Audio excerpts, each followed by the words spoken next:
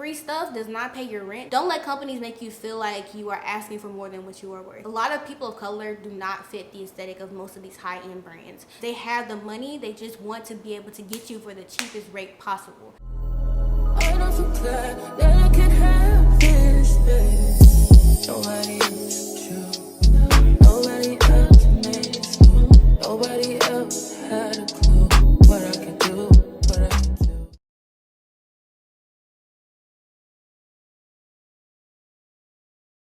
Hey guys, welcome back to my channel, and in today's video I'm going to be telling you guys everything you need to know to make thousands of dollars as an influencer. So in this video I'm going to be talking with you guys about how to set up your platforms, how to set up your content, how to negotiate with brands, all the tips and tricks that I have kind of figured out over the past 2 years. Now I will say this isn't a video that I see made often by influencers, and I think it's just because we still trying to figure it out ourselves. Like, this is not a perfect system. You know, every brand is different, every influencer is different, their platforms are different, so it's kind of hard to just have like a set rule book or set guide of things that you need to do. But I'm gonna try my best to kind of give you guys the direction that you should go in order to really start making money as an influencer, and hopefully this video will help you. Alright, so if you guys want the deets on this hair, definitely make sure you stay tuned for my video tomorrow, where I'm gonna be showing you guys how I install some kinky straight clip-ins. Make sure if you like this video, give it a thumbs up, click the subscribe button, put your notifications on, and make sure to check out my TikTok and Instagram for daily content.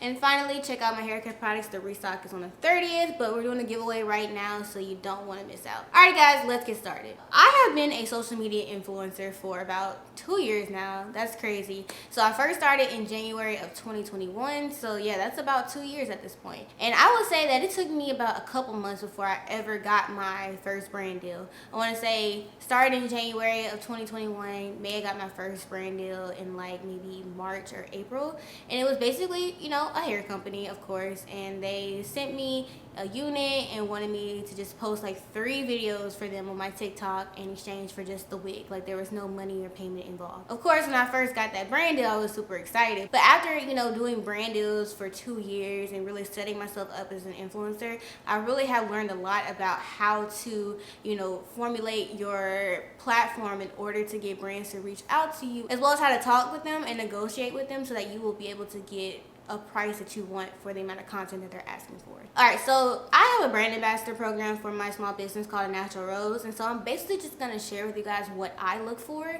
when selecting ambassadors and selecting people to work with my company when I go to their social media pages. So the first thing that I look for is that this person is an actual active content creator, because the thing is, if someone's just signing up for my ambassador program just to get a free product and they know nothing about content creation, it's like I'm just basically giving away a free product, because they're not going to give me back anything that's going to help me get advertisements and get sales. For example, if you reach out to me to be a brand ambassador and you want to work with me on Instagram, right? If I go to your Instagram page and you have no reels, it's like I'm not gonna choose you because I don't know the type of reel that you're gonna make for me. Or if I go and it's like you have reels, but it's like basically just random videos, there's no really like consistent niche, you don't really have, you know, the aesthetic of someone that makes content, or it's like you haven't posted in like 4 months, it's like I can't really work with that because I just can't see who you are currently in order to decide whether you are going to be a good partner for my business. So, you know, you just want to make sure that you are active. I need something to be able to look at in order to decide whether you can be a good ambassador for my program. So that's number 1. Number 2, you want brands to be able to easily navigate through your page and get all the information they need without having to search. 9 times out of 10, if a brand goes to your page and they can't really figure out the type of creator you are by your videos, they just have random things here and there, they're just gonna like leave. They're not gonna stay and try to figure it out. You want to make sure when a brand comes to your page, they can easily see everything about your content, easily just see like who you are. So a great way to do that is to have consistent thumbnails, and I'll give examples of my Instagram and my TikTok so you guys can see what I'm talking about. Thumbnails are what basically gets someone to watch a video when they come to your page. So you want to have engaging thumbnails, same type of text, same type of positioning in your thumbnails. You just want everything to be nice and consistent and clear. That way a brand can be like, okay, we know the type of content that she's gonna make. If she makes a video for us, we know how it's gonna look, we know whether this is gonna attract our audience or not. So you want to make sure that you are just very consistent with the look of your brand. Okay, so the next thing that I look for when I am choosing a brand ambassador is I'm trying to see whether the type of content they make will match the type of advertising content I'm looking for. You want a brand to be able to say, okay, so this creator knows how to try a hair product or try a makeup brush, or they try a beauty blender, and you can see everything clearly, see the product clearly. They know how to display the product correctly, how to use it correctly, get all the nice shots and angles, make everything clear. So you want to make sure that you're just making content that brands will find advertisable, I guess. So for me, one thing that I do is I make sure, like when I'm doing my makeup or whatever, my skincare, even if it's not a sponsored post, I always show all the products, and I always make sure that I'm showing everything very nice and crystal clear. That way when a brand looks at my video, they're like, she's very good at like showing products and making people want to buy the products that she uses on the regular. She can do that with our business. You just want to make sure that your content is something that can transfer over into an advertisement for a company. Okay, so I think that's it for like the type of content you should be making in order to attract brands. Now let's get into how to actually negotiate brand deals. This is the hardest thing about being an influencer, I think, because it's like no one tells you anything, and even if they do tell you, everybody's experience is different. It is so different. It's so hard to know like what rate you should give yourself for each of your platforms. What if a brand offers you something lower, how low should you accept of the price that you originally wanted, like how to get everything you want in a collaboration. Like there are so many things that go into this, so I'm gonna try to do my best to break it down for you guys and kind of just give you guys as much of a guide as I can, because this is really hard. And I just want to preface that what I'm saying is specifically for people of color, specifically black people, because the way that brands negotiate with us is different than the way they negotiate with white creators, if I'm being honest, because black creators really have to fight for the same opportunities that white creators easily get. Like I know so many white creators that have half the following as me and half the engagement as me, but are getting twice the brand deals, right? They're getting all these high-end luxury brands, and I'm like, I'm here, I make good content, right? A lot of people of color do not fit the aesthetic of most of these high-end brands, so it's less likely for them to reach out to you, and if they do, it's less likely that they're going to pay you the same as a white creator, because they don't feel like you're going to give them the same results as a white creator. But I'm going to tell you how to kind of like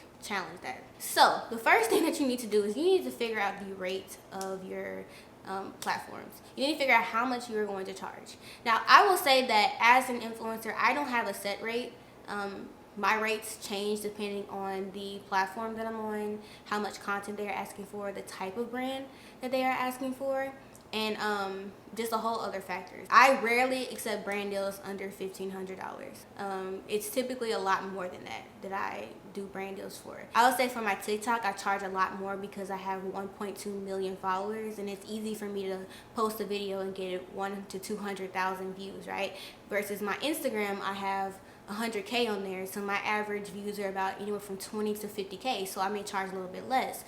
So for a YouTube video, I would probably ask for a decent amount for an actual dedicated YouTube video, just because it takes a long time to edit, to film. I have to get SD cards. I have, so it's a lot that goes into it. But I would probably charge a little bit more for my shorts, because even though my shorts take a lot less time, my shorts get anywhere from 50 to 200,000 views on YouTube, versus my actual YouTube videos get anywhere from 5 to 15K. So it's like a difference. So I would say that's kind of how I vary my rates based on my platforms. Now when it comes to the type of companies, sometimes as an influencer you have to learn that exposure is more important than money. So for example, if Louis Vuitton wanted to work with me and send me like 5 of their luxury bags for me to make a video, I probably will not be as hard set on getting paid for that. I would probably still want payment, because if Louis Vuitton is a huge company, so if they're not paying influencers, I feel like that's just them being cheap, right?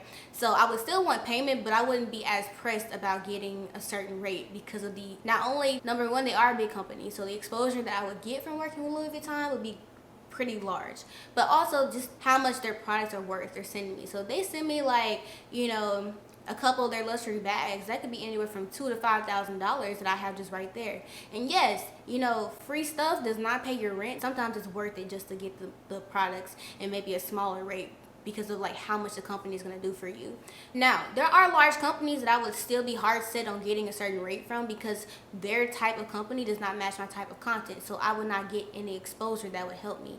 So for example, if I worked with a large wig company, right, I'm still going to set my rate. I don't care how big you are, because wig companies do not get a lot of engagement on their social medias, even though they have a lot of followers. And so them reposting my stuff on their Instagram is not going to help me at all. So it's like, I want to get my money. I I don't need the exposure. So you just kind of have to learn as you go what types of brands are worth it for exposure and what types of brands are not worth it for exposure, and get that money. Also, something I forgot to mention in this video is if a company reaches out to me and they don't have any black people or barely any black people on their social medias, like representing their company, I will typically have a higher rate, because when a predominantly white company works with a black influencer, they are getting access to a huge audience that they wouldn't have otherwise, like with their normal advertisement, and that could lead to a lot of money in sales. And because it's a predominantly white company, I would not be getting any exposure by working with them because I don't attract their type of audience. So they will be getting more out of it than I would. So I would typically charge higher. So use the token black girl to your advantage. Now, I'm going to be honest. If you're a black creator, 9 times out of 10, a lot of your first brand deals are going to be from wig companies. It doesn't matter what you do. You could be fitness, you could be hair, you could be makeup, you could be beauty. Like, wig companies want black people, like 24/7. And 9 times out of 10, if you are a smaller creator, they are not going to pay you at all, because they barely offer money to larger creators like me. So they're definitely not going to offer like a good bit of money for smaller creators. I remember when I was a smaller creator, they were barely offering it. So I mean, that's kind of how I know. So typically what happens is when a company reaches out to you, they'll be like, hi, you know, how are you? We were wondering if we want to work with you, you know, blase, blase, blase. So sometimes off the bat, they will be like, can you tell us your rates? And sometimes they will just not say anything about money. I respond to companies, but I always respond like I am my manager. So I will always say like, thank you for reaching out to our client. Thank you for reaching out to Brittany Rose's management or whatever. Because when they think that you have a manager, even if you don't, they are less likely to play you like they would if they just think you're an influencer that doesn't know anything. So I always like to speak in the third person and act like I am like a professional. So I will say, hi, thank you for reaching out to our client. We would love to work with you. I would say, please let us know what platform you want to work with our client on, the deliverables that you want, and how much you're willing to offer our client, right? And so 9 times out of 10, they're going to come back with exactly what they want, but they won't tell you a price. So like, I've just asked them what they're willing to offer me as payment, and they will come back and say like, I want 2 TikTok videos. Please let me know her rates. Because basically it's a negotiating tactic. They want, the first person that says the rate always is at the disadvantage. Once you set that base, you can't change it. So let's say, for example, I say my rate first. Let's just say it's $100, right? That company probably, what if that company was trying to offer me $500, right? I don't know that, and so now they can get away with offering me like $75. Be like, well, that's kind of too expensive for our budget. Can we go down to 9 times out of 10? You probably will have to say your rate first. So I always suggest going $500 to $1,000 over what you want. That way, whatever price they try to lower it to, you will still be comfortable accepting it. So that's my advice. Always start off with a price way higher than what you want. And that way also, when you go down to the price you want, it makes you look more accommodating, makes you look like you're willing to sacrifice money in order to work with this company, because you want to work with them so bad, which makes them think you're going to give them really good content. So it's like a whole type of mind game situation. Okay, so 9 times out of 10, like I said, they are going to ask for a discount. Especially when it comes to wig companies, they're going to be like, this is our first collaboration, can we get a discount, right? Or they'll be like, you know, that price is too high for our budget, can she decrease, or are you willing to negotiate? I can count on one hand how many companies I worked with that accepted my rate straight out, or that offered their rate initially and I asked for a higher price and they accepted it just like that. Very, very rare. So that's why I say to say a rate that's higher, because they're always going to ask for a discount. So what they'll do is they'll say, hey, can we get a discount? And they will probably, if it's a wig company, probably ask for way, way, way lower than what you are offering. So for example, let's say that your rate is $1,000. They'll be like, dear, that's too high. Can we get a discount for our first collaboration? Can you do it for $200? $1,000 versus $200 is a huge difference. I used to get offended by that, like offended when companies would see how big I am, how many followers I have, how much my engagement is, and I offer them my price and then they offer me scraps, right? I'd be like, are you serious? Companies are very cheap when it comes to advertisement. They can have, for example, $1,000 in a budget to reach out to influencers, right? And they rather get, you know, 100 influencers to do it for $10 versus getting like 5 good influencers to do it for $200. They want to stretch that budget as thin as they can. So that also shows you that, number one, they have the money to pay you, but they're just trying not to pay you. Sometimes companies will try to make you feel bad that you're asking for too much, because they're like, oh, we're a small company, or we're just starting out. But it's like, they wouldn't have reached out to you if they didn't want you to work with them. And a lot of these companies know how big I am, know how much money they can make off of me. So they are expecting me to have a high rate. They just are trying to get me to go lower by guilt tripping me. So don't do that. Like, stick with your rate. stick with your value. Don't let companies make you feel like you are asking for more than what you are worth. Because if you saw how much white creators got paid, saw how much these large creators got paid, I'm talking about some of these creators getting paid 5-6 figure deals for one video. You over here feeling bad because you're asking for $2,000 and you have 200,000 followers on TikTok. That is not crazy, okay? Why is it fair for people to get paid by the hour? They get paid for how much work they do, but then you don't get paid for how much work you do. They're not just asking for a video, they're asking for access to your platform. These companies are making thousands of dollars off of us, and we're only getting paid like $200.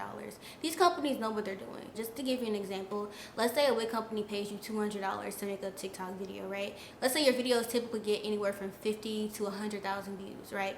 And let's say off of that video, they get about 20 to 30 orders. They have just made like maybe $5,000 off of your video. And then let's say they take that video and post it on their Instagram and post it on their TikTok and post it on Facebook as an ad. They've just made a couple more $1,000. They've made anywhere from $10,000 to $15,000 off of your video, and you only got paid $200. These companies are trying to get the cheapest advertisement they can in order to make the most money. So if you let them know that you are an influencer that knows the game, they will treat you with more respect. So once you give them your rate and then they tell you, oh, can we get a discount, and it's something way lower than what you asked for, I always like to come back and like show them how ridiculous their offer is by saying like, so we said you offer $1,000 and they come back with $200. You can say, unfortunately, we cannot accept a price that's 20% of what our original rate is, or a price that's an 80% decrease. They know how big of a jump that is. They know, like, they will see your rate and they will ask you for something lower. So they know how ridiculous it is. So you want to make sure that you let them know how ridiculous it is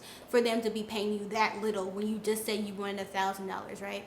And then what I like to do is I like to break down why my price is my price. So if I have a rate of $1,000, I say, number one, this is because of the size of my following. Number two, especially when it comes to YouTube videos, I say this is also includes the amount of time that it takes to film and edit content for a YouTube video.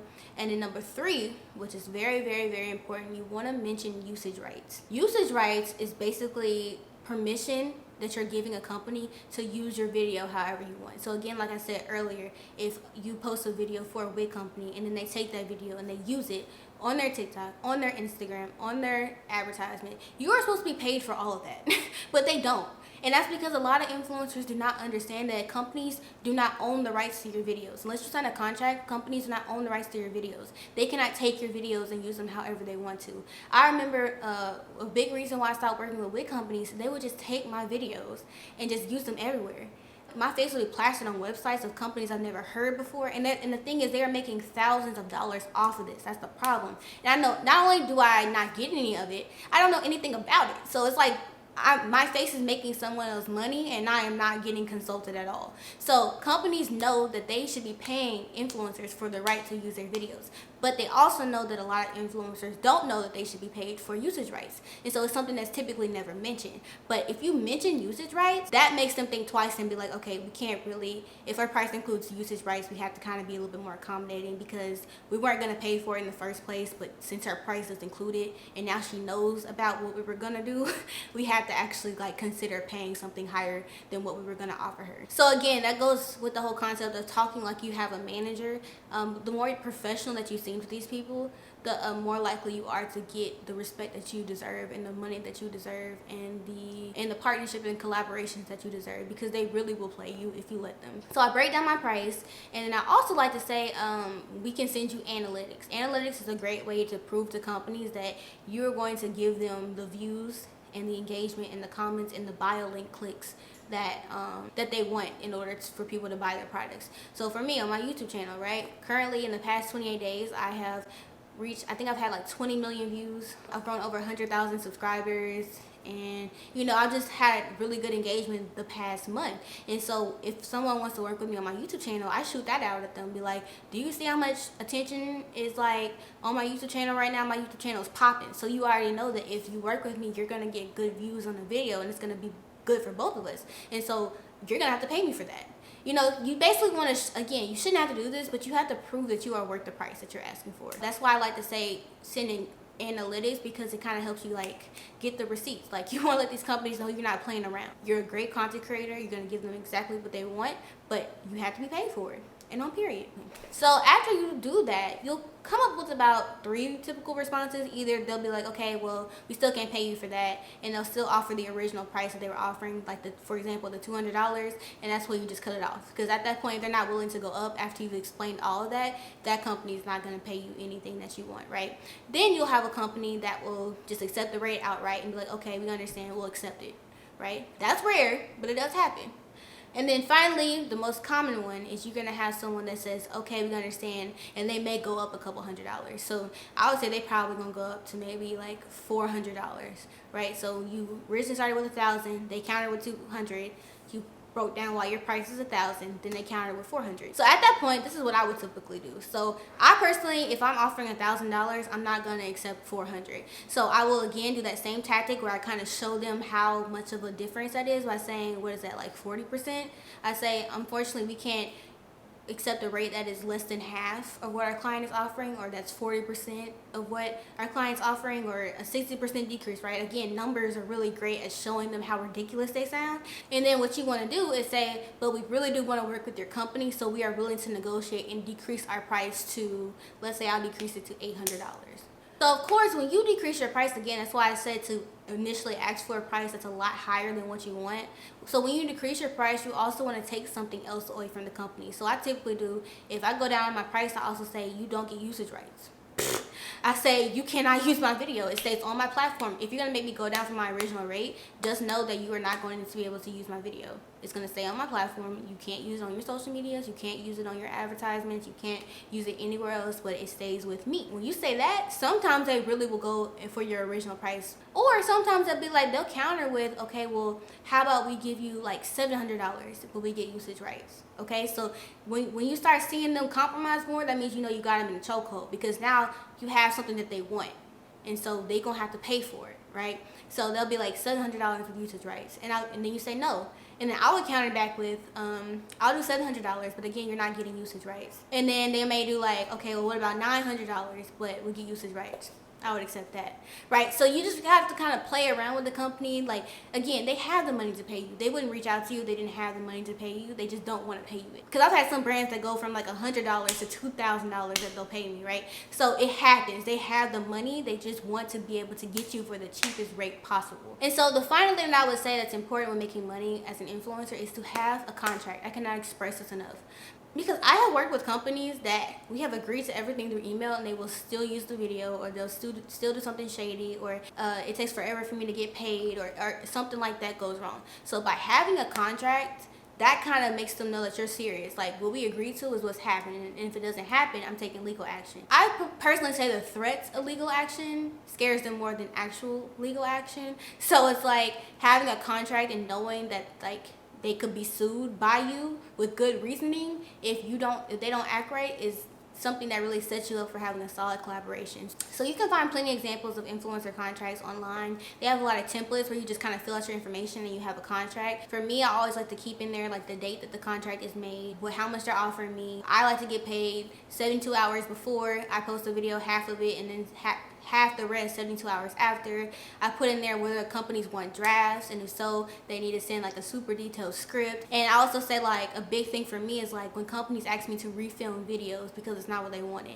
So in the contract, I put, if what I didn't do isn't something that you said I need to do, you're gonna pay me extra if you want me to refilm. Now, if I messed up and didn't follow the script, that's different. But if it's something that they did, then they're going to pay me extra, and they're going to have to wait because now you've messed up my schedule, right? So there's just a lot of things that you want to think about putting in there. Also, I'll put in their commission. I forgot to mention that. So like if someone wants to give you a lower price than what you want, always be like, okay, I'll accept it, no usage rights, and I also want a 15% commission, right? So there are ways to kind of get what you want without getting exactly what you want, but getting close to what you want, if that makes sense. I put in a section about commission. I put in a section about communication. I'm like, each party respond within 72 hours. And so there's just a lot of things that I put in there, and it's going to take you some time to create your contract because it's very individualized depending on like the type of influencer you are and like what you want out of a collaboration. But at the end of the day, having a contract, even if there's no paid, collaboration, have a contract. Especially when it comes to those usage rights, have a contract.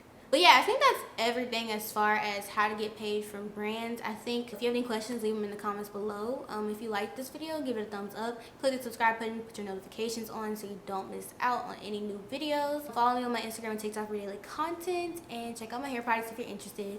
Restocks on the 30th, giveaways happening now, and don't miss out. Alright guys, thank you so much for watching, and I will see you in the next one. Bye. Tell me what you see in me.